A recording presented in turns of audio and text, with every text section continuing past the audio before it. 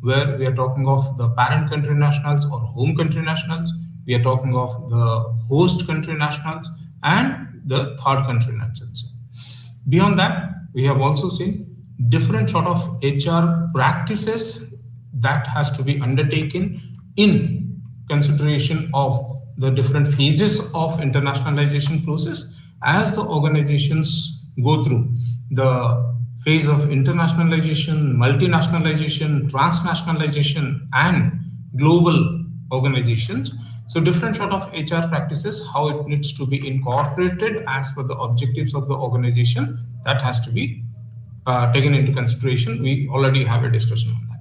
We have already discussed certain critical issues like the leadership issues, performance related issues for international organizations.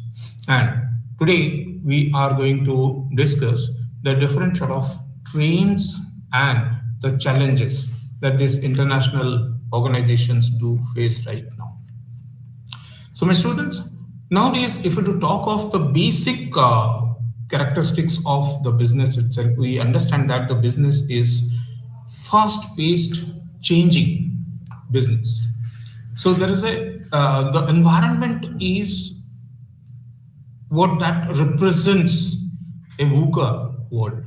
Like it's volatility, uncertainty, complex, and ambiguous environment. So unless and until the organizations need to change themselves, unless and until the organizations need to adapt themselves with these kind of changing environments, so the success rate of the organizations will be very less. Beyond that, we do also witness that nowadays the economy is transforming itself from a knowledge-based economy to a commodity-based economy. And organizations need to bring out a fundamental shift in the way they do operate in these different sort of economies itself. So that may lead the organizations to make certain modifications in the structural dimensions itself. They need to adopt different learning processes. They need to adapt to new technologies. So there has to be a continuous learning process through which these organizations can enable themselves for the challenges being imposed on them. Not only that, whenever we are talking of the basic process of dealing with the human resources, we are talking of recruiting or attracting the human resources, recruiting them, motivating them, making the best utilization, best possible utilization of the human resources, making the human resources to work for a long-term objectives of the organization. All of those things are to be taken into consideration, but the challenge is that we do have newer technologies facilitating all of these processes. We are talking of the implications or the implementation of artificial intelligence. We are talking of the implementation of robotic process automations. All of those things do have a significant impact on that. So can the organizations really develop their resources for this sort of adoptions? You need to think of that. We are talking of the human resources of the organization, which has got the most important thrust nowadays, as the organizations have realized that these human resources are the intellectual capital of the organization. So they are the assets which needs to be nourished, nurtured, so that the organization can accomplish its goals on a long run. With this sort of changes that we do see the organization does have to face in relation to the environmental factors itself, we have already discussed certain basic challenges that this international human resource management practices do face on a long run itself. Challenges are like, we're talking of the high failure rates of expatriation process, repatriation process itself. Most of the time, whenever we do select the human resources for any such of international assignments, because of any such condition, may it be cultural accommodation, may it be difficulties to communicate, or the barriers that we do have in terms of languages, may it be in terms of the fooding habits, clothing habits, dressing habits, or the way people do accommodate themselves. No, organization's culture, local culture, the country's culture, all of those things do have a significant impact on the human resources. And that is the reason when it comes to adaptability, there are certain cultures, there are certain countries where people do not get adapted to those newer kind of challenges. And that is the reason why they leave the international assignments in between. There are high failure rates of international assignments. How can we stop that? Whenever we're talking of any such of challenge, how can we complete the international assignment? That is what that we need to take into account. We do have a challenge of right deployment, that is the right mix of skills in the organization, regardless of geographic locations. There are certain countries, there are certain cultures which do differ significantly in terms of technological advancements.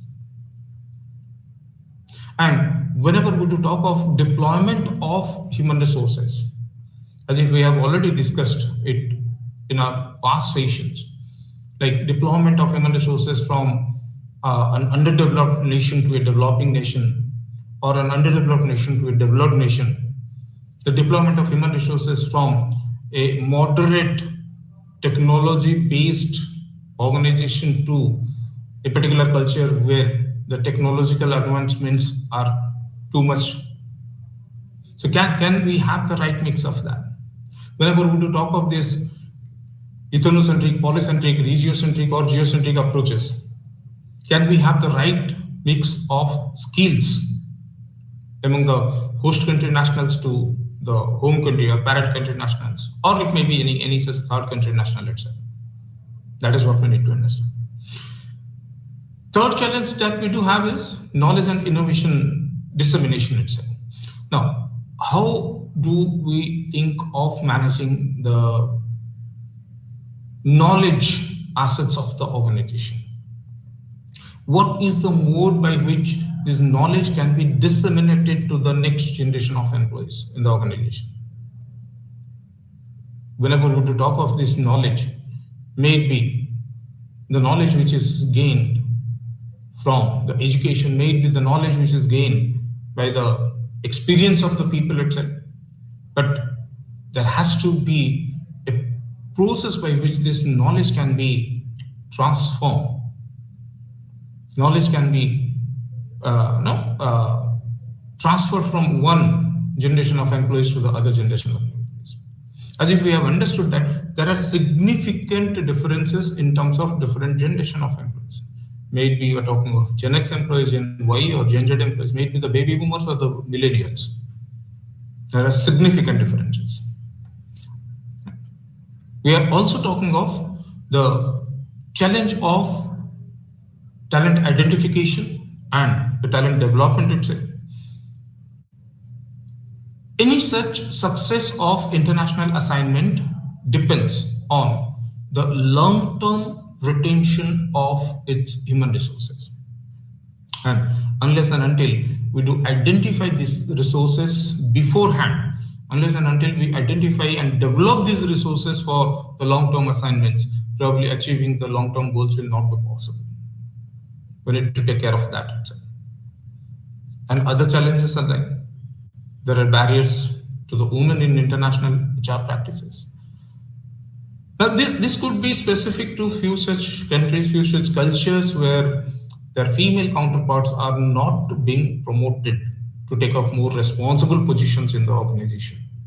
This could be there because of the male dominance characteristics of a particular culture. But we have to deal with that. And we are dealing with the basic challenge of ethical practices. We are talking of many such things, including the corruption as one of the major dimensions. And that puts a challenge of having a uniform practice across the subsidiaries. We're talking of languages, maybe spoken, written, body languages, but significant differences are there. Can we cope with all of those differences that we do have for the people in international organizations? Or whenever we are assigning certain people, can we make them equipped to deal with all those kind of challenges? That is what a question mark. Not only that, these are from a particular perspective where we need to have the direct involvement of human resources, but we are talking of different other challenges, like different countries do significantly differ in terms of their labor legislation practices. Even if we do talk of that the entire globe is guided by the ratifications, amendments made by ILO, but still considering the local cultures, local traditions, local customs, different nations do adopt different modules of the labor legislation practices itself.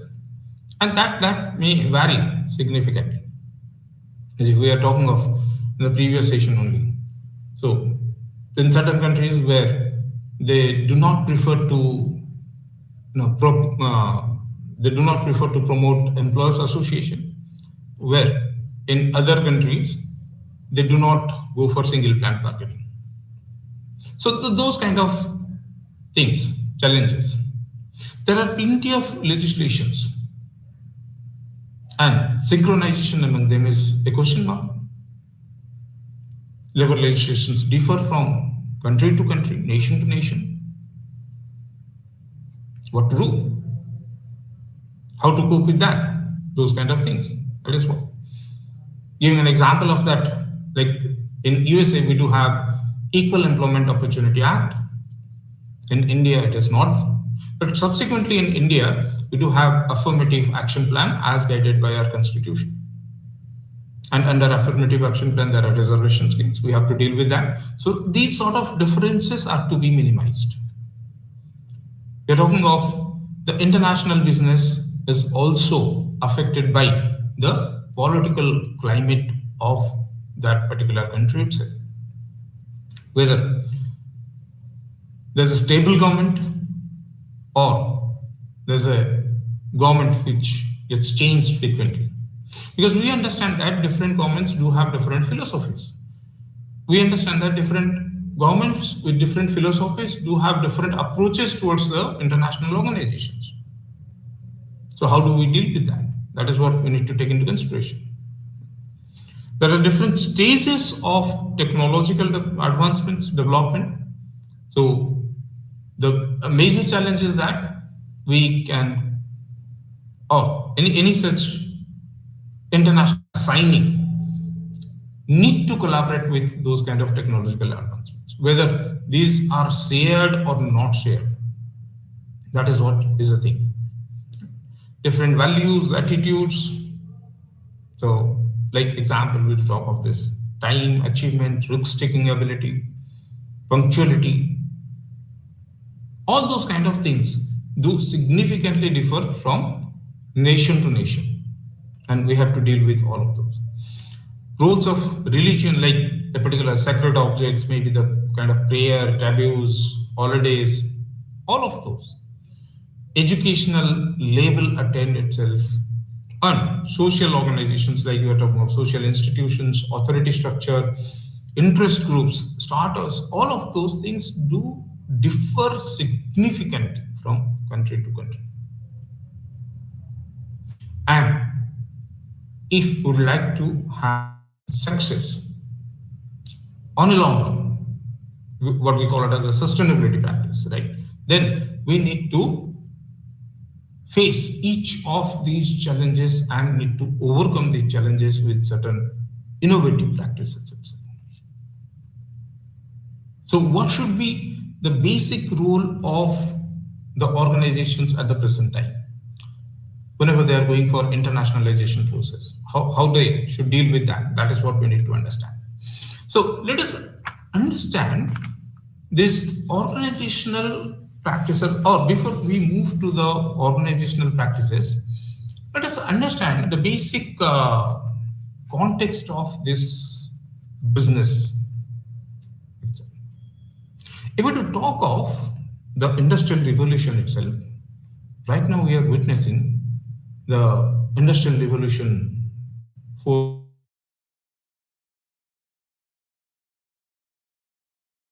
This revolution brings in digital transformation. So significant changes were there from industry 1.0 to industry 4.0. And right now, what we are witnessing is the impact of this digital transformation, what we call it as Internet of Things, networks, on the growth of the industry itself. Nowadays, we do see the impact like AR, VR technologies, augmented reality to virtual reality technologies. We do talk of artificial intelligence and the impact that this artificial intelligence does have on the industry's practices.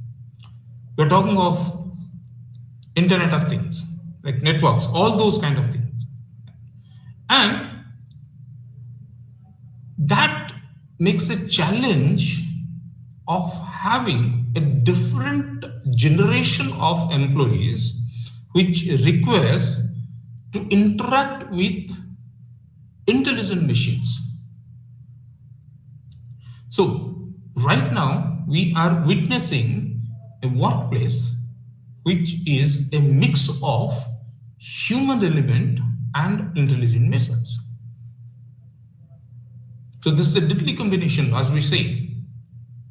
This makes these organizations equipped to take up all the challenges of the VUCA world.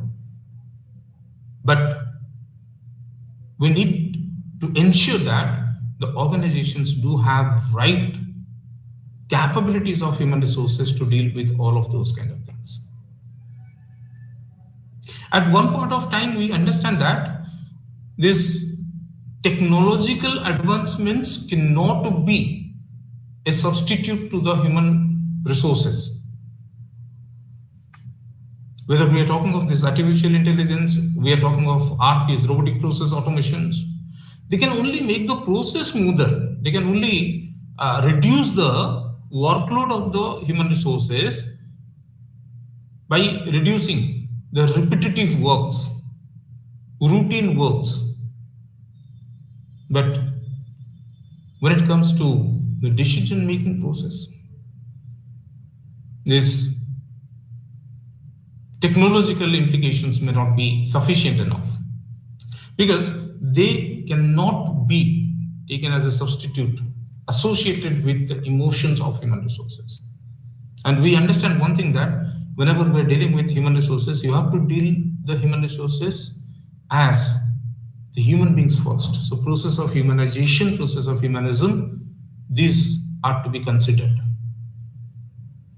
But can we have a right mix of that? Human resources with this, the kind of interactions they do have with these intelligent machines itself. So this is the biggest challenge that we do have. Maybe we're talking of like moving towards the next revolution. We're not sure, but we have to prepare for that. That is what. Second aspect that we do take into consideration is that nowadays the business organizations do operate in a gig economy, where we're talking of this gig economy is characterized as where people crowdsourced. They prefer to be freelancers. They generally work through internet and prefer to be self-employed, do part-time temporary kind of work. They do the job through telecommuting. Now, these gig employees are the employees who prefer more work-life balance than dedicating their 100% towards the organization. These gig workers are the workers who prefer to have flexible working hours. They would like to have their autonomy. They would like to define their own timings. So we have to deal with that. Here, the train is clear in terms of like pharma companies 15%. This 2020 survey, right? Pharma companies 15% gig workers, BFSI 32%, manufacturing 35%, services 47%, even technology 57% of gig workers. Where we are talking of particularly, this technological segment, technology-based firms, they do have a significant footing on of this gig workers itself. Where breaking it up, you can see 73% of gig workers are engaged in IT and IT-enabled services. We are talking of where this BPM, business process management kind of thing, 57% of gig workers are there. Software products, 54% of gig workers are there. Like that. So significant involvement of gig workers are there in each and every sector of our economy. So what we need to understand is that the characteristics of the human resources do change. The characteristics of the business are being shifted. So if we do not prepare ourselves based on those kind of challenges, then can we really cope with that? Too difficult for us. That's what we need to understand. Too difficult for us. Right? So, what the human resources need to do? The basic HR practices of the organizations need to understand that the present day demands to act in a very faster way with all better performances, but at the same time with fewer human resources, fewer people. That is what we say that the human resources need to practice need to bring in the agility at the place of work. Agile practices, instant. So it's not that a problem has to be delayed or the problem has to be elongated. No. Instant solution is required. Instant action is required. That's what we are talking of. They need to be more flexible but holistic in their approach. So it's not the time where we think that employees should be confined to the premises of the office only.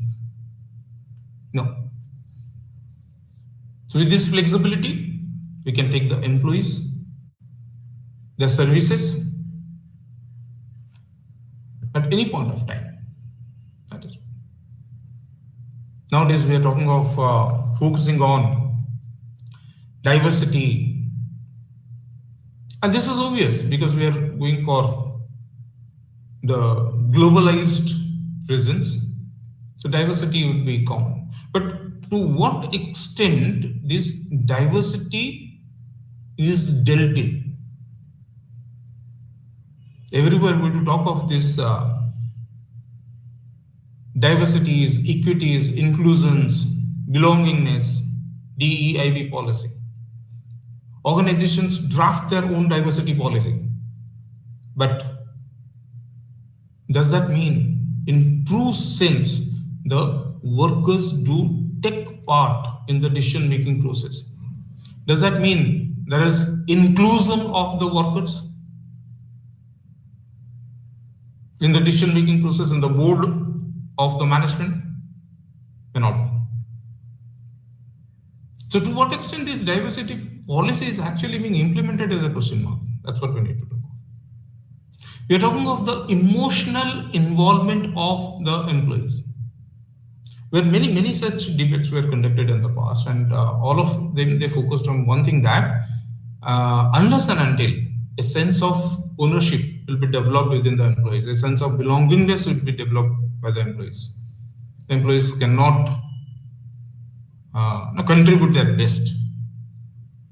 So that is what the emotional involvement of the employees in the at the place of work is required.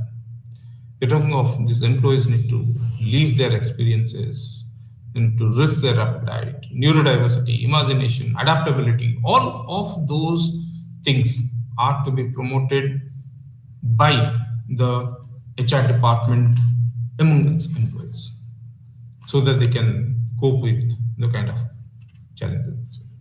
But whenever we talk of this entire process, we say that organizations nowadays, they, because of this globalization, because of this market liberalization, deregulations, technical evolutions, they restructure their global markets. They restructure their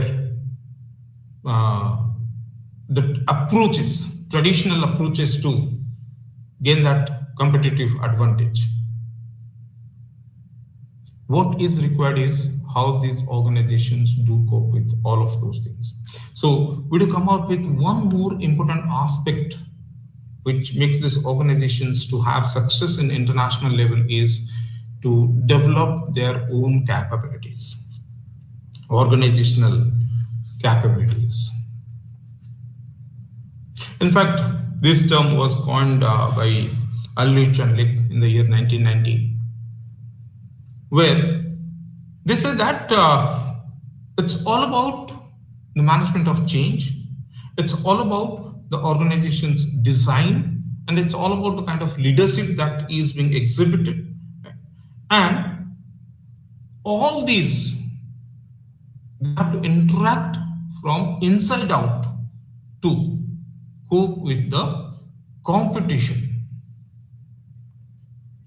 That is what the definition itself says. It focuses on the ability of the firm's internal processes, systems, management to meet the customer needs and to direct both the skills and efforts of the employees towards achieving the goals of the organization. That is what is understood from this term organizational capability.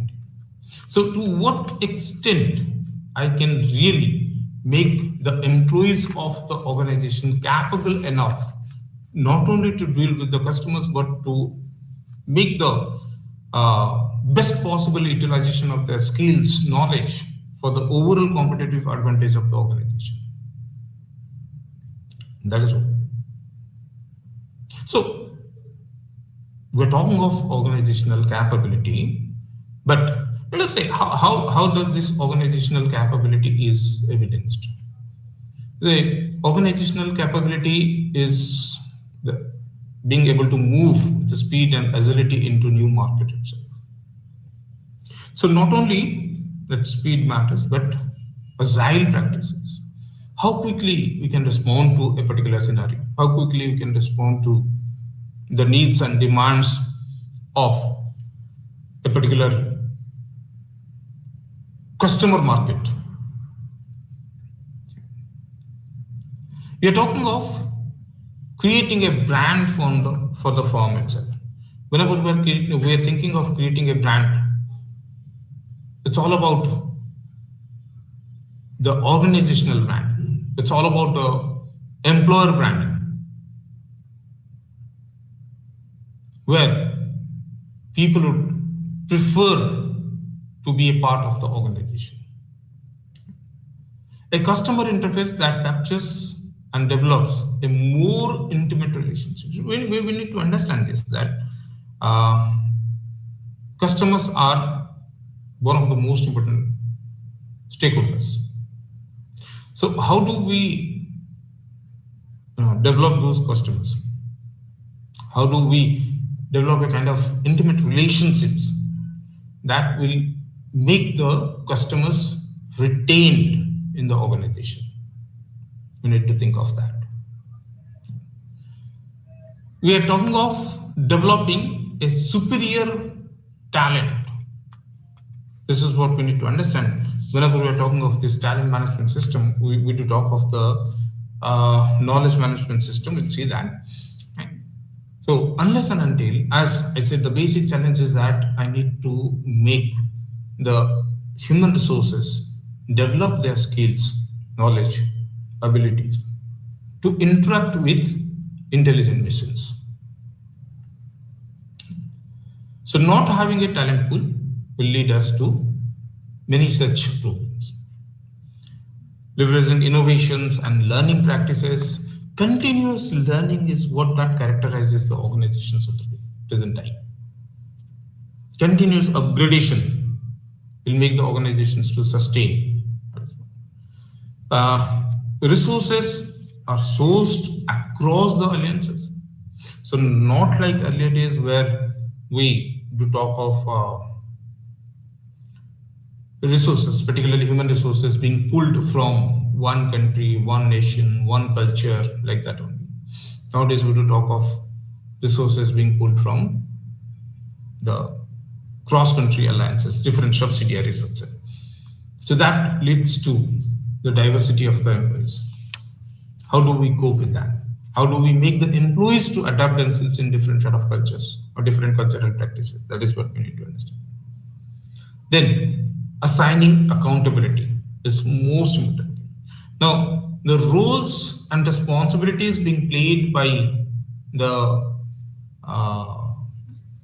international assignees are to be clearly defined, and the accountability should be fixed on them.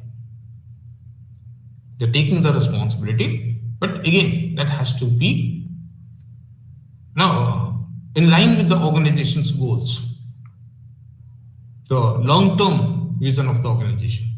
That is what that means.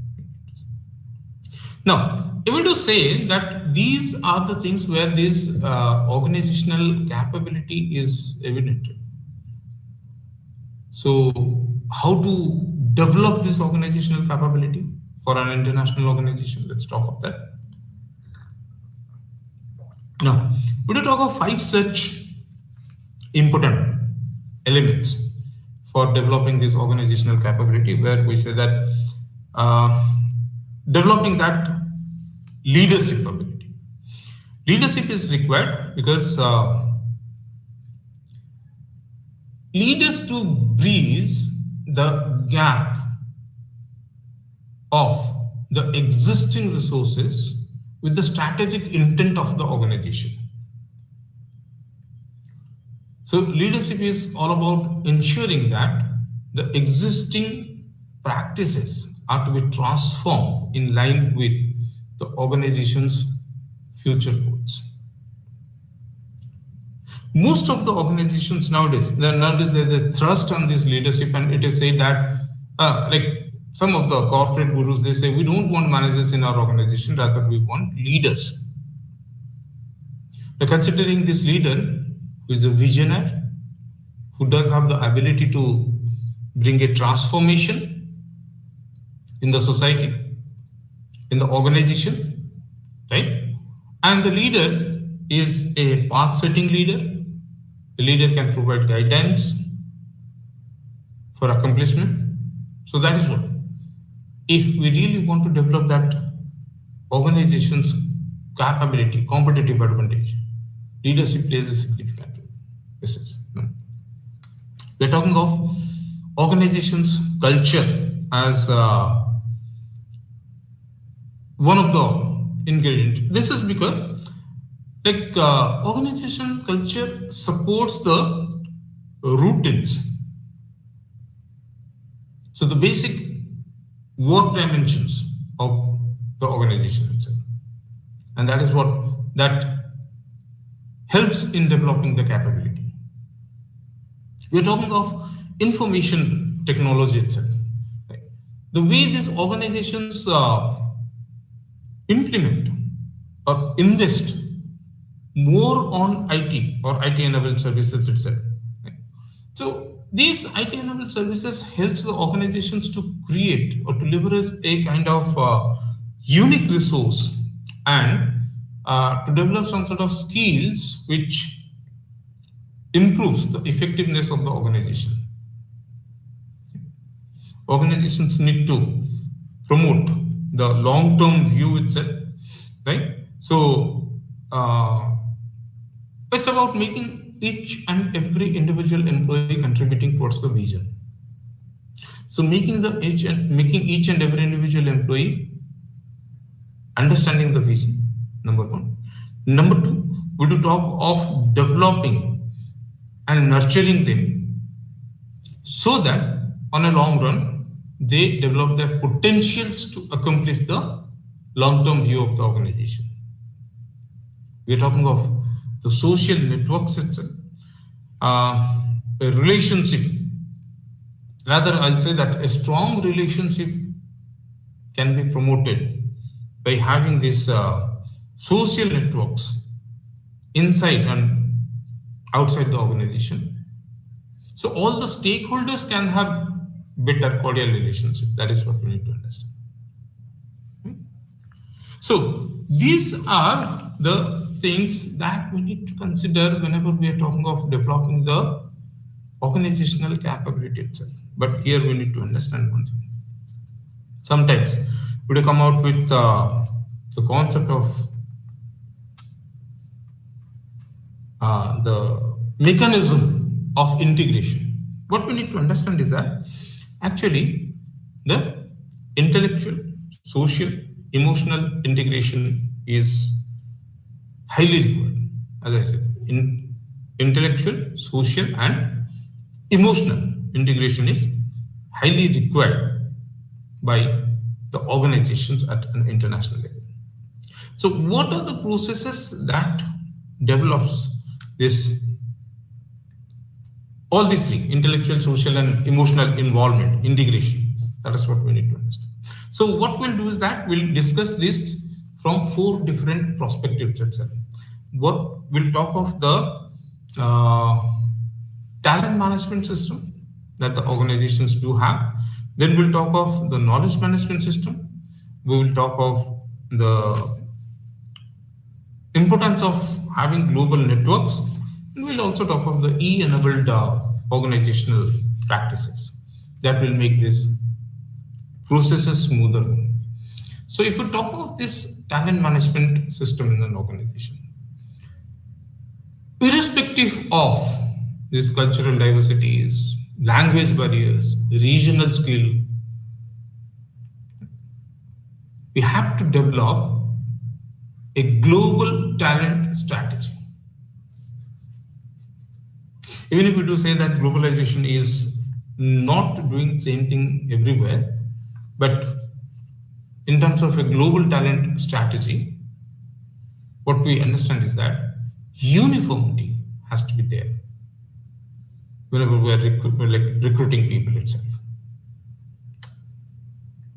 Talent management system should also focus on the attraction and retention of top talents. Attraction and retention of top talents. So that can be done through developing a competitive compensation plan, benefiting and providing different sort of welfare measures for the employees itself. We are talking of considering the career growth options for the employees in an international organization.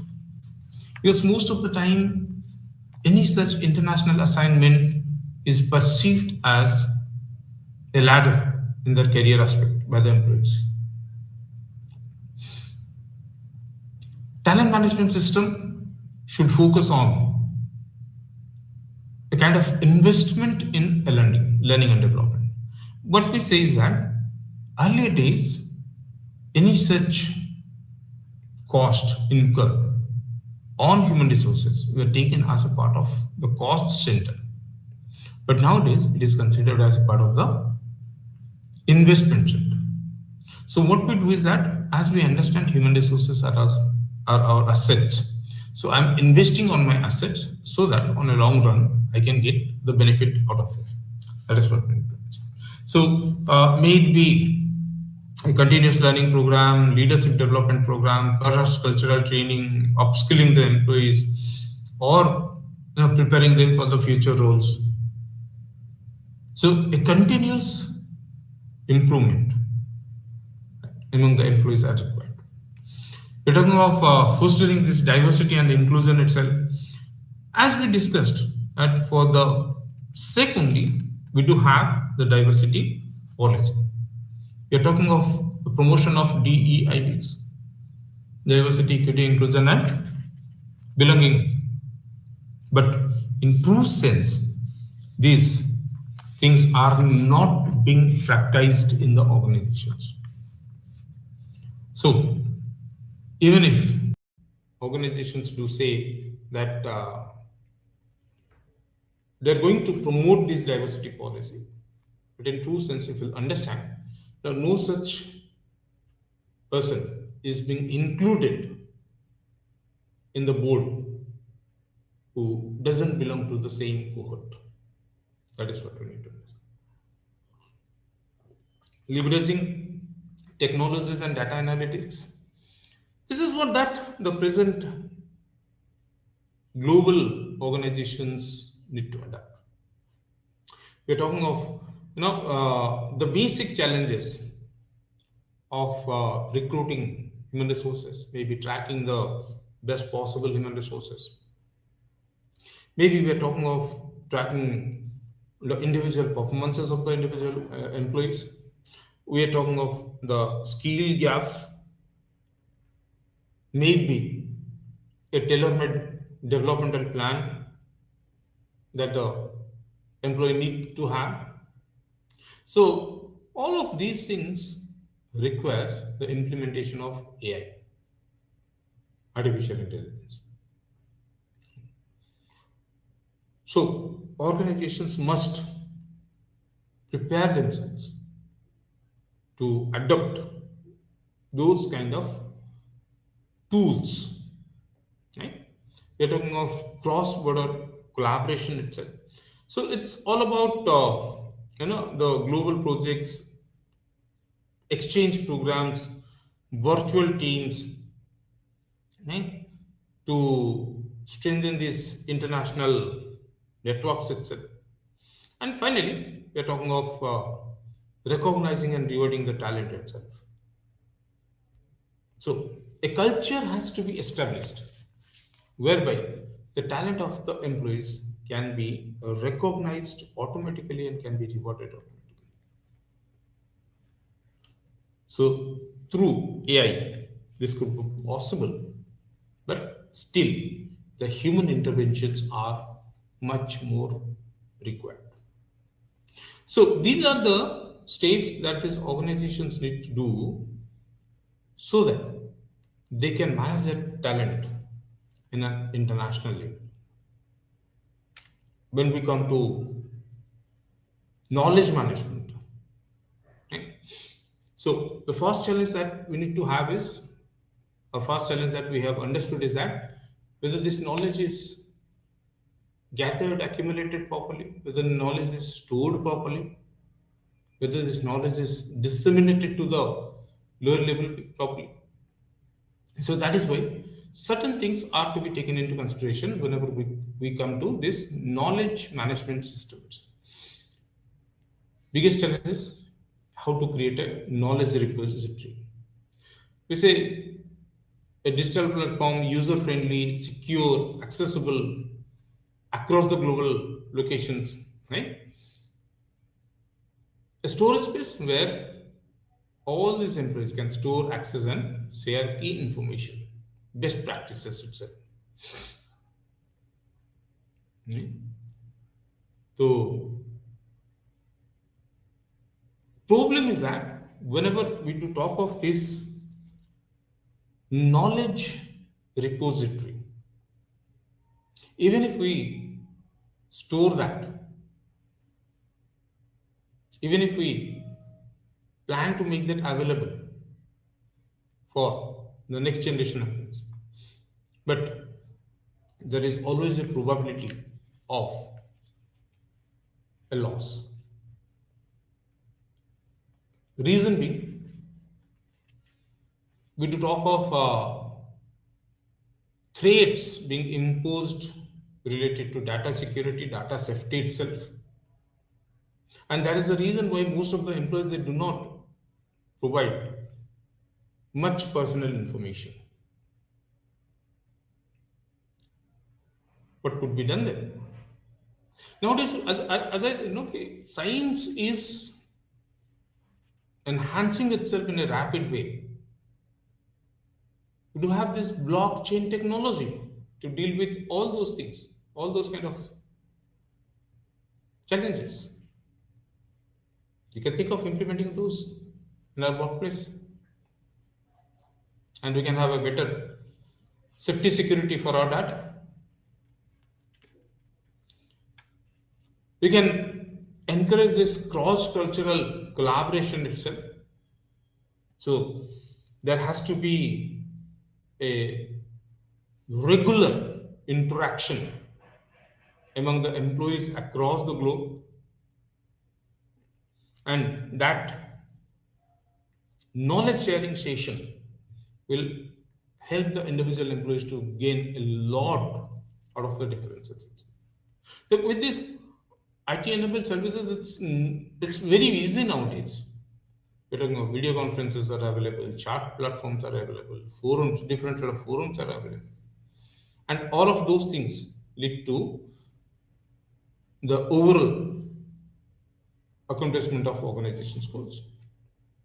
We're talking of leveraging technology and AI to this AI-driven search, data analytics, machine learning, okay, to categorize, retrieve knowledge efficiently itself.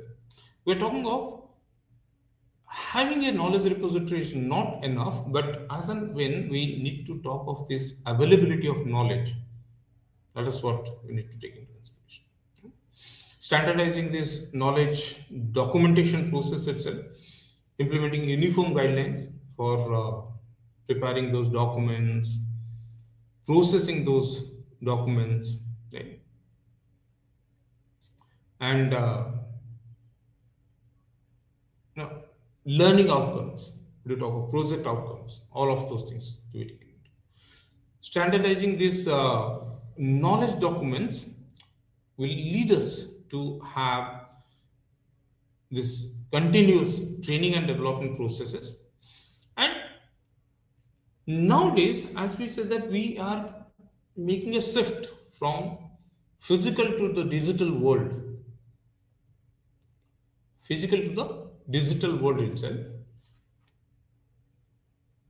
We need to understand that everything can be digitized. So the traditional practices, any such kind of traditional practices you to see, which has to be uh, passed on to the next generation. For that, we used to have physical mode of training, but nowadays online courses are available, webinars are there, workshops are there to help the individual employee to learn these kind of skills itself. And we're talking of monitoring and updating the knowledge assets regularly. So periodic reviews should be there. Refining the knowledge management strategy will lead us to have better outputs. We're talking of managing these global networks. So we need to think of the management of these global networks through certain basic principles. Like we need to take the advantage of the technology and communication, video conferencing, collaborative platforms, cloud-based solutions. They ensure that real-time collaboration a continuous interaction among the organizations, subsidiaries across different time zones can be ensured. That is what we need to talk of. We're talking of this leading to a cultural intelligence itself. Cultural intelligence is that encourages the team members to understand and respect different, diverse perspectives of customs and traditions, working styles to build stronger interpersonal relationships. What is required is that we need to understand the basic process. Establishing different sort of career goals and having a clarity on that, ensuring that each and every individual does have clarity on their expectations. So the basic objectives, deliverables, responsibilities for each team, each region, maybe each individual have to be there. Global networks can be enhanced by building trust and transparency. So there has to be open communication, sharing updates, being transparent in the decision making process. All of those things are to be taken into consideration. We're talking of different sort of leadership styles, because we are not talking of the autocratic leader or the participative leader or the laissez-faire freedom kind of leader. We're talking of leadership style which is effective.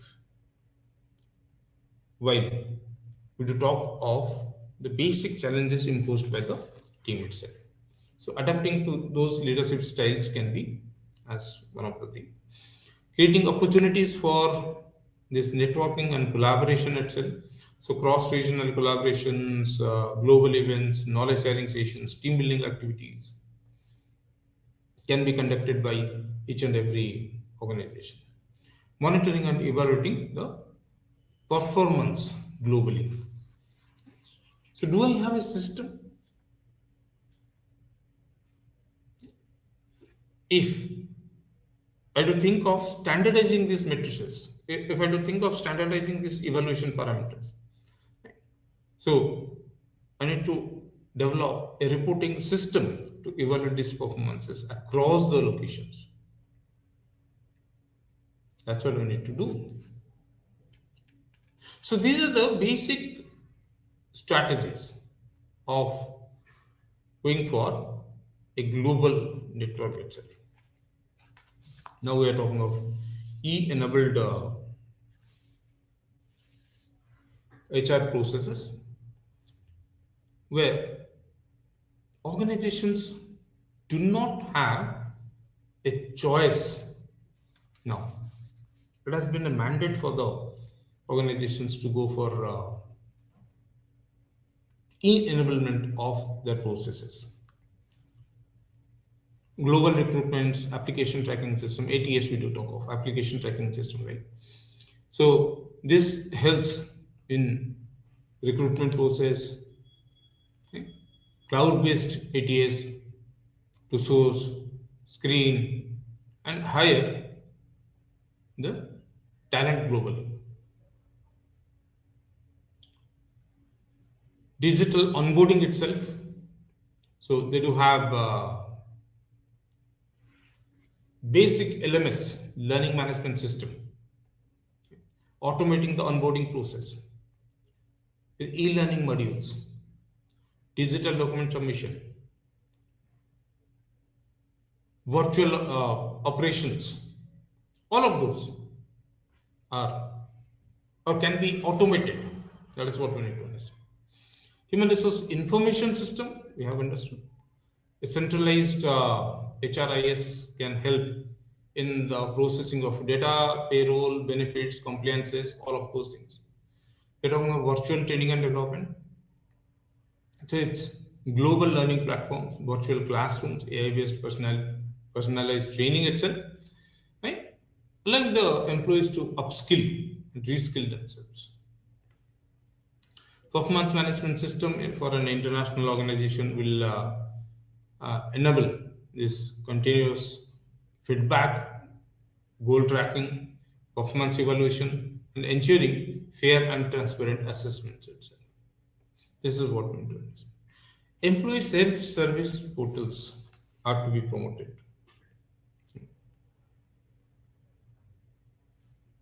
The portals where these employees can manage their own personal information, like putting a request for the leave or assessing these pay stubs, applying for benefits, right? Redundancy, dependency, right? And all of those things can be facilitated by this internet-based facilities, internet-based resources, etc. Towards the end, HR analytics, AI integration to be there. So we are talking of E-enabled systems that leads to data analytics, AI provide different sort of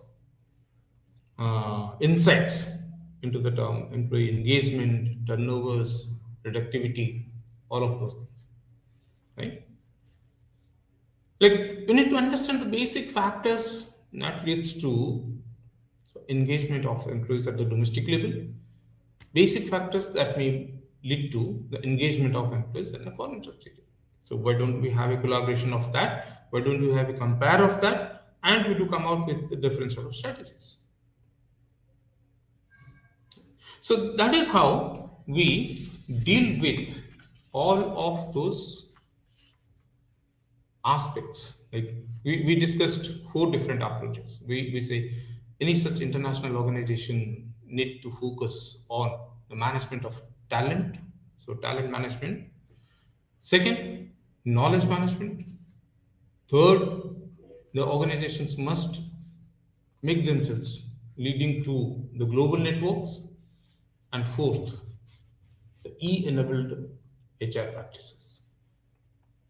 So let's move towards the last part of our study, where we need to understand that the different trends and kind of strategy that we need to deal with those kind of trends itself.